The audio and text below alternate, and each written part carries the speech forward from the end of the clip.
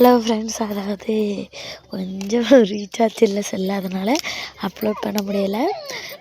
என்னென்னா இப்போ தான் ப்ரமோ பார்த்தோன்னே ரொம்ப ஹாப்பியாக இருந்துச்சு. ப்ரமோ தான் பார்த்துருக்கேன், என்னையோட எபிசோடை நான் இன்னும் பார்க்கல. இன்னும் பார்த்தா ரிவ்யூ பண்ணணும். ஏன்னா ப்ரமோ பார்த்தோன்னே அவ்வளோ ஒரு ஹாப்பி ஆகிட்டு, என்னைமாரி சந்தோஷமாக இந்த உலகத்தில் யாராலையுமே இருக்க முடியாது. ஏன்னா நம்ம காவேரி வந்து டீச்சராக வந்து ப்ரொமோட் ஆகியிருக்காங்க. அப்புறம் நம்ம பாப்பா வந்து ஸ்கூலுக்கு போகிறாங்க அப்படின்னு சொல்லிட்டு போட்டு காமிச்சிருக்காங்க ப்ரமோவில். ரொம்பவே வந்து பாப்பா வந்து க்யூட்டாக இருக்காங்க.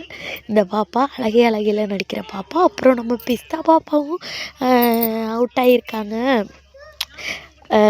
க்யூட்டாக இருக்காங்க நம்ம பிஸ்தா பாப்பாவும். அதுவும் வந்து நான் வந்து உங்களுக்கு வந்து ஒரு வீடியோ போடுறேன். ரொம்பவே க்யூட்டாக இருக்காங்க, அழகாக இருக்குது, சொல்கிறதுக்கு வார்த்தைகளே இல்லை.